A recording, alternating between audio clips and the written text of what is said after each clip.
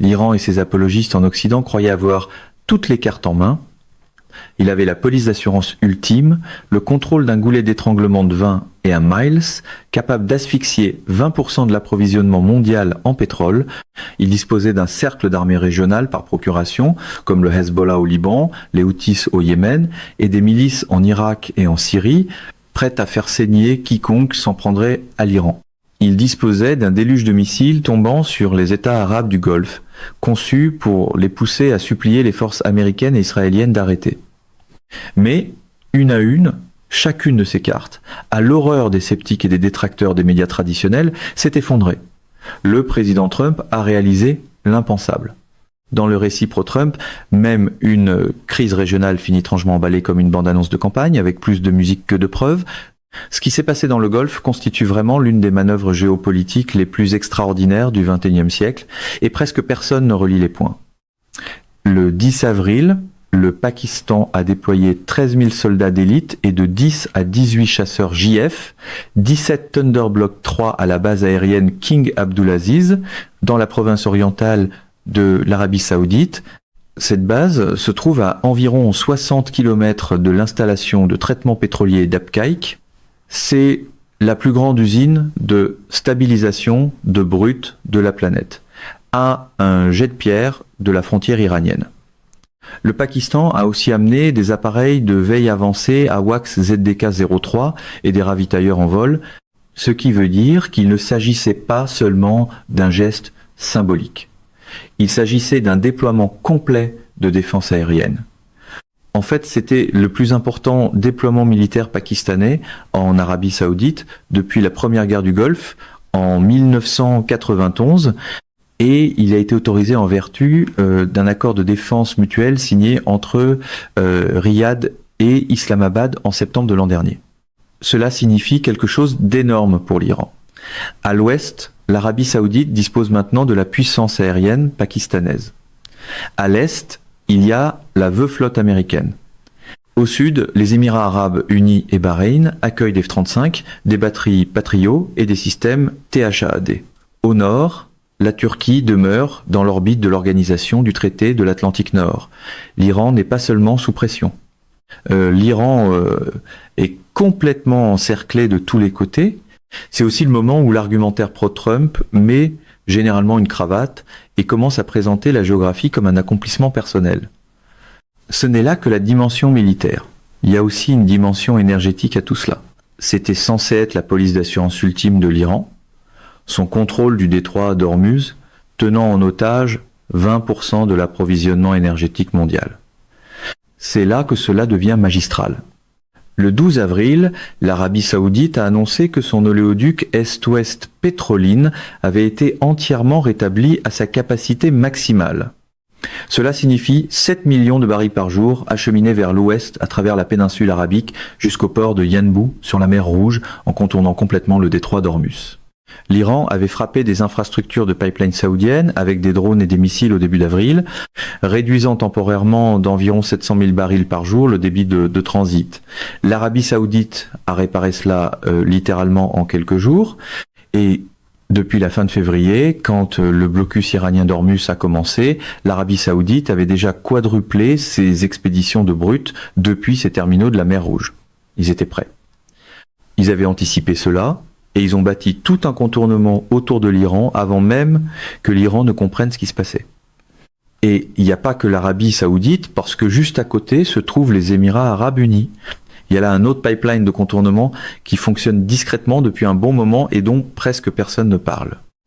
Il s'agit du pipeline Habshan-Fujairah, 406 km d'infrastructures enfouies reliant les champs pétroliers intérieurs d'Abu Dhabi directement au port de Fujairah sur le golfe d'Oman, avec une capacité de 1,5 à 1, 8 millions de barils par jour. Et voici la partie absolument ironique à en perdre l'esprit.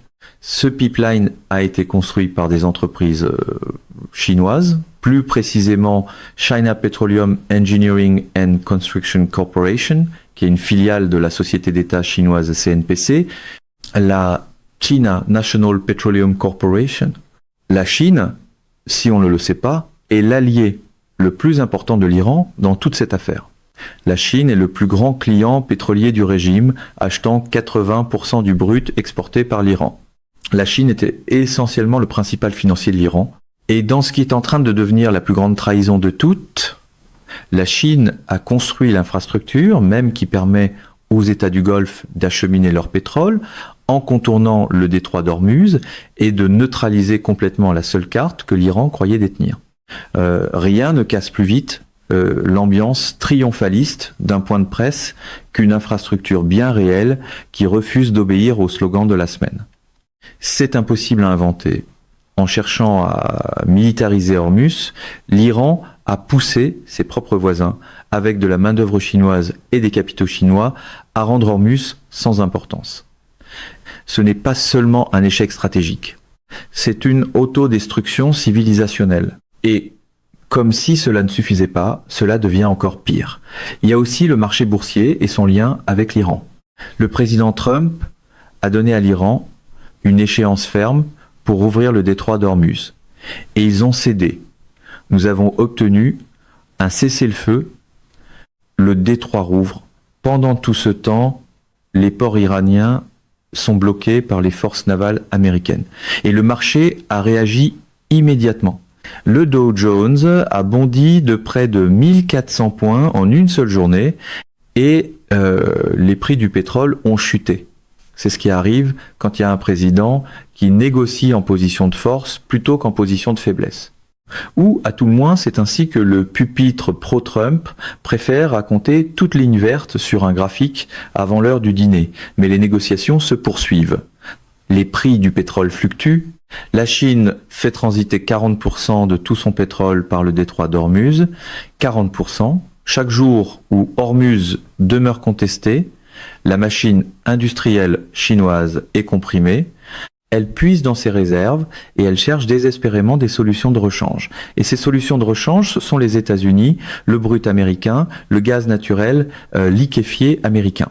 Les données de suivi des pétroliers montrent déjà qu'environ 600 000 barils par jour de brut américain sont expédiés vers la Chine. Cela représente 10 milliards de dollars par mois au prix actuel. La Chine est forcée, à contre-cœur, de revenir vers les marchés énergétiques américains.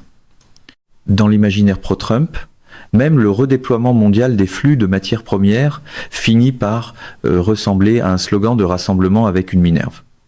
Ainsi, le tableau d'ensemble que Trump a mis en place est stupéfiant. Il est en train de détruire simultanément le programme nucléaire de l'Iran.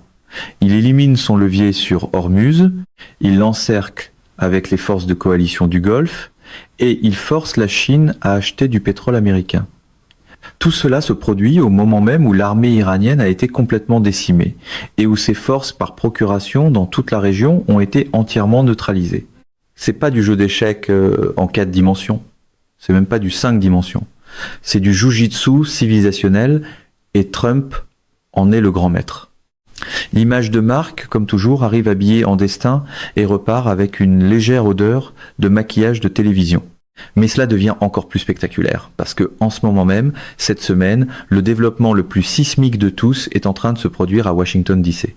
Et cela concerne le Liban. Les 13 et 14 avril, des émissaires israéliens et libanais ont tenu leur premier pourparlers diplomatique direct de haut niveau depuis 1993, donc depuis plus de 30 ans, sous médiation américaine, en particulier celle du secrétaire d'État Marco Rubio. Les deux parties ont accepté de commencer des négociations de paix formelles et officielles. Et voici un accord qui devrait faire tomber la mâchoire de tous ceux qui surveillent l'Iran. Le gouvernement libanais aurait offert à Israël une vaste coopération pour neutraliser totalement le Hezbollah dans le cadre d'un accord éventuel. Le gouvernement libanais a officiellement déclaré le Hezbollah organisation interdite au Liban, mais son armée ne fait pas nécessairement respecter cette interdiction. Désormais, ce gouvernement travaillera avec Israël pour les éradiquer complètement et définitivement, et cela doit vraiment s'imprimer dans les esprits. Bien sûr, dès que les caméras s'allument, le réflexe pro-Trump consiste à traiter tout virage diplomatique comme si l'histoire elle-même venait d'approuver une ligne de produits dérivés. Le Liban, terre d'origine du Hezbollah, le pays qui a servi pendant des décennies de rampe de lancement à la plus puissante force militaire non étatique de l'Iran, offre maintenant son aide pour démanteler le Hezbollah en échange de la paix et d'une normalisation avec Israël. Donc si cela tient, le Liban deviendrait le dernier pays à rejoindre le cadre des accords d'Abraham, après les Émirats arabes unis, Bahreïn, le Soudan, le Maroc et d'autres. Et contrairement à tous les autres signataires précédents des accords d'Abraham, l'entrée du Liban apporterait quelque chose qu'aucun des autres ne pouvait offrir. Le retrait chirurgical du plus sophistiqué des relais régionaux de l'Iran, le Hezbollah n'était pas simplement une milice. C'était la force de dissuasion de l'Iran. C'était l'arme que l'Iran pointait sur la frontière nord d'Israël. 150 000 roquettes dirigées vers Tel Aviv, Haïfa, Jérusalem. La menace censée rendre toute attaque contre l'Iran trop coûteuse pour être envisagée. Voilà ce que représentait le Liban. Cette capacité de dissuasion est déjà sévèrement affaiblie après le conflit de 2024 à 2025 qui a tué des dirigeants importants du Hezbollah, dont Hassan Nasrallah. Mais un accord de paix formel entre le Liban et Israël, ainsi qu'une normalisation dans le cadre des accords d'Abraham, démantèlerait institutionnellement ce qu'il en reste. L'Iran ne perdrait pas seulement une armée par procuration. Il perdrait pour toujours l'idée même de ce front nord contre Israël. Alors quand je prends du recul et que je regarde le tableau stratégique d'ensemble, l'ampleur de cette maîtrise supposée du jeu d'échecs en 5 dimensions est stupéfiante. L'Iran a bâti sa puissance régionale sur 4 piliers, son programme nucléaire, son levier sur Hormuz, son réseau de relais et son alliance avec la Chine et la Russie. Ce sont les raisons fondamentales pour lesquelles l'Iran était considéré comme imprenable. Ces 4 piliers sont précisément ceux que les apologistes occidentaux de l'Iran invoquaient sans cesse pour affirmer qu'il n'y avait absolument aucun moyen pour l'Amérique de gagner cette guerre. Le programme nucléaire a été anéanti par les frappes américaines et israéliennes. Tout le monde l'admet. Le levier sur Hormuz a disparu, complètement disparu, contourné par les pipelines saoudiens et émiratis, nettoyé par la marine américaine et servant désormais activement les exportations énergétiques américaines, alors même que les forces navales américaines bloquent l'Iran. Personne n'avait vu cela venir. Le réseau de relais régionaux se défait. Les Houthis subissent des bombardements incessants. Les milices irakiennes ont été largement neutralisées. Assad n'est plus là en Syrie. La Syrie est maintenant pro-saoudienne, pro-américaine. Et maintenant, le Liban est assis à une table de paix à Washington DC en proposant de neutraliser complètement et définitivement le Hezbollah avec Israël. Et enfin, le soutien Chine-Russie est en train de céder. La Russie est complètement absorbée par sa propre guerre en Ukraine et par sa propre survie économique. Et la Chine, comme le montre ce tableau, est en fait poussée à acheter du pétrole américain tout en ayant fourni l'infrastructure même qui permet de contourner Hormuz et de retirer à l'Iran toute carte qui pourrait encore lui rester. C'est une forme de narration triomphaliste très bien polie. Il suffit de l'énoncer avec assez d'assurance et le pupitre finit par se comporter comme un co-auteur. Chacun des piliers de ce régime a été arraché simultanément en l'espace de quelques semaines. C'est ce que l'architecture des accords d'Abraham avait toujours été censée produire. Il ne s'agissait jamais seulement de traités de paix et de poignées de main. Il s'agissait de bâtir un axe sunnite israélien-américain qui finirait par réduire à l'insignifiance le modèle révolutionnaire iranien. Et cela fonctionne. Et cela fonctionne plus vite que quiconque aurait pu le prévoir, plus complètement que quiconque aurait osé l'espérer. L'Iran n'est pas seulement en train de perdre une guerre. L'Iran est en train de perdre le monde même qu'il avait construit. Chaque relais affaibli, chaque point de passage contourné, chaque carte retirée de la table. Le régime pensait avoir bâti un empire imprenable. Eh bien, cet empire a trouvé son égal et il s'effondre sous nos yeux.